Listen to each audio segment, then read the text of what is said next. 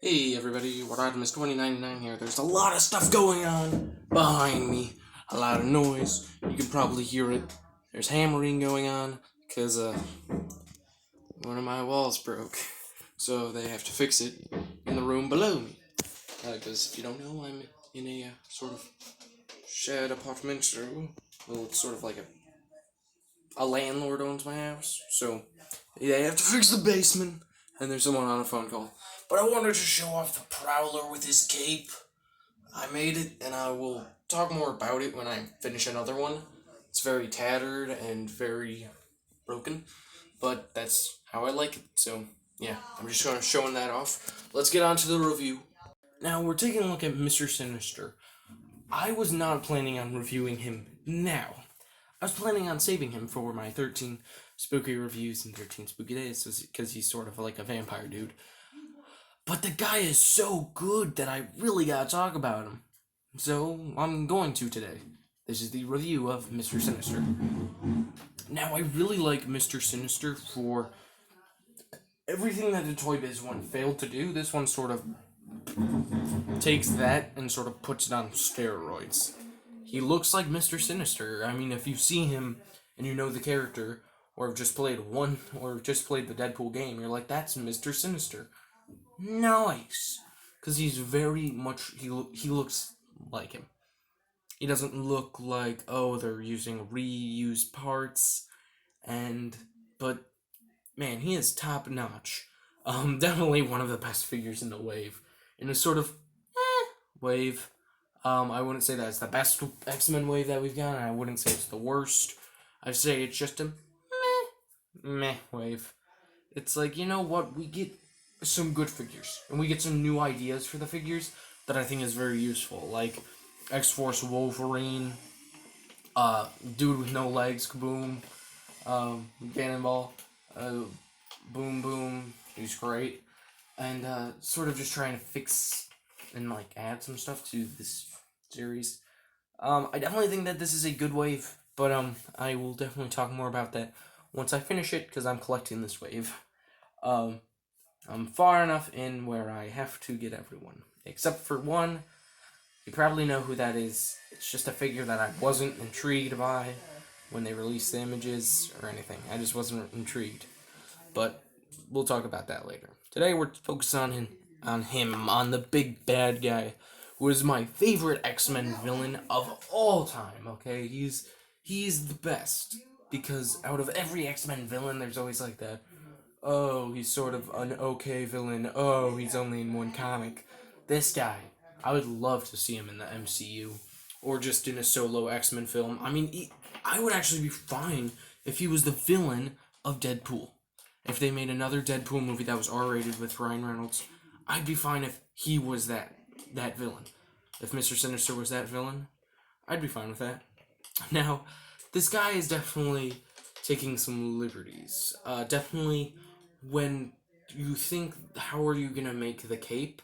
You think of, well, I think of two ways. Fabric. But fabric doesn't really work here, because he has such a unique cape that I don't think they could even really replicate it in fabric. It's some cut plastic, and some of it is molded together. Like, there's a couple parts like this that are molded together only so that it's not getting warped in package. So it still has that broad look, because one of these is pretty warped and it's kind of sticking out. So imagine if they were all sticking out or something. That wouldn't look good. So they made it in a very sleek way. And they made him in such a sleek way where you're like, that's Mr. Sinister. I don't see any reuse.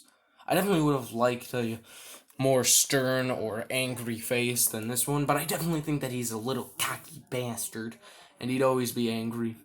He'd always be kind of laughing in your face while he's beating you up. So we're gonna run over articulation, and then we'll get to some size comparison, and then final thoughts.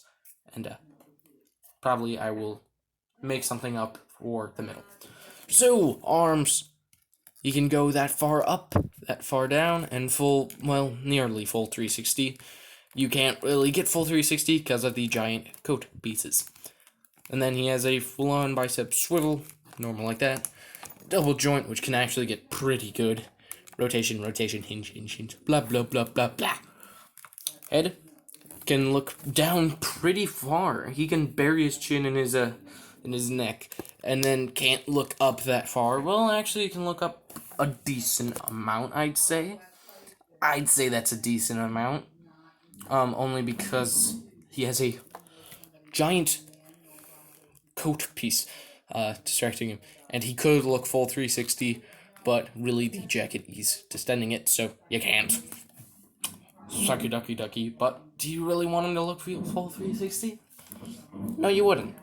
Now, the ab crunch can get pretty far down and pretty far back.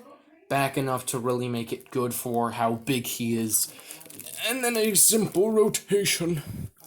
And then, of course, bow joint, which goes out that much, back that far, and out that far. Oh, whoa, gee. Background hates figures. I gotta make a new desk. I gotta get a new review space. And then, of course, he does have a rotation. That's pretty good. And then double joint. And now he has a sort of weird style swivel. It cuts right there at his sort of small boot. And then, of course, he has normal feet articulation. So this guy has a lot of good articulation for the size that he's at. Most big figures, like, let's say, Thanos, can't get that much articulation. Same with Juggernaut. I would like to have seen butterfly joints or something like that. Something really to step it up. But, of course, they had to do their budget, which is understandable. Now let's get into some size comparison. Scoring him with his wave mate, Guardian. He comes up to about his shoulder. And Guardian, I'd like to think of him as a kind of standard guy. Sort of a normal size person.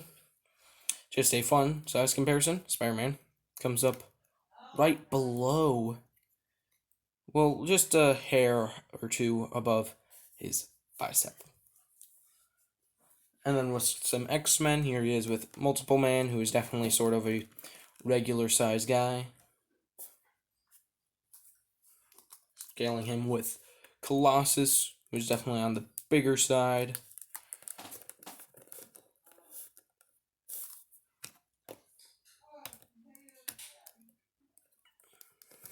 Just gotta get him standing.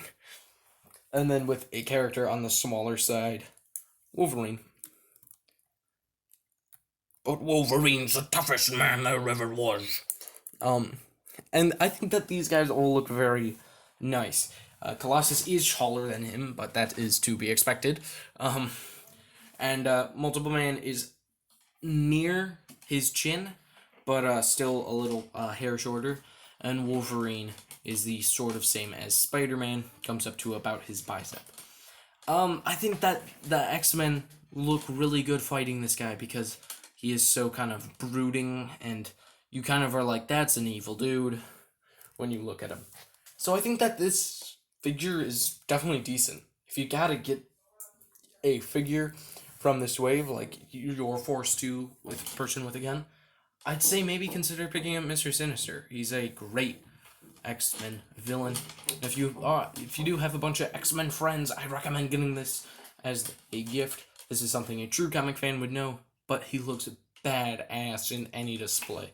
Trust me, I've had him fighting Iron Spider and Iron Man, and it looks awesome. I might actually do a photo shoot of that. Like, I might do a whole photo shoot of him fighting an MCU Iron Man and MCU Iron Spider, and it still looks good. He definitely fits anywhere. But that's all I really got to say. This is sort of a short, long-ish review. I felt like it was short, but then I realized, oh yeah, I'm going to add something about Prowler's cape at the beginning. That made it sort of longer. And of course, I did not cut most of this out only because I know that there's construction going on. It's so loud. I'm so sorry, but I hear it louder than you. So I guess at the end of the day, we all are rebuilding our life somehow. That was kind of a bad. I thought that would have been like funnier, but it's not. Anyway, thank you for watching. I've been Rodimus2099. I'll see you in the next video, which will be tomorrow. Which will be a Funko Pop. As always. Bye.